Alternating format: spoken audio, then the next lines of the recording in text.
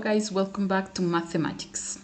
Today we are going to solve the question 8 about progression test style question stage 7. This one says, Sam and Kelly receive some toys in the ratio 5 to 3. Let's see part A.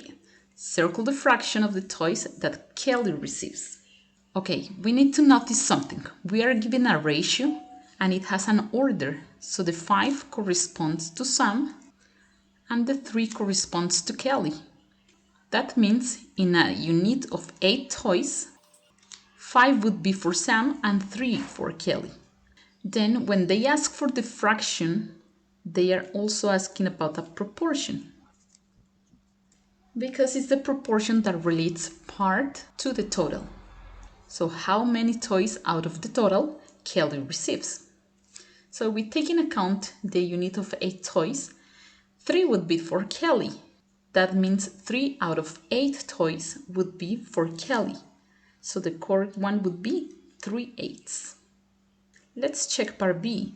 It says Sam and Kelly receive 72 toys altogether. Find how many toys Sam receives. In this case, they are telling us that the total of toys is not 8, but 72. And we are interested in the ones that Sam receives. So we should take the proportion of toys that Sam receives. That is, out from the 8 toys, 5 of them are for Sam, so it would be 5/8. But then we need to find an equivalent fraction where the denominator is actually 72, because that's the actual total of toys. So you might be already thinking that the multiplication that we need to do is 9. And you would be right. We need to do times 9 to get 45 at the top, which would be the total of toys that Sam receives, 45 toys. And that's all what you need to get the marks. If you want to know more about ratio and proportion, go to the video that I give you in the description. That is going to explain everything step by step.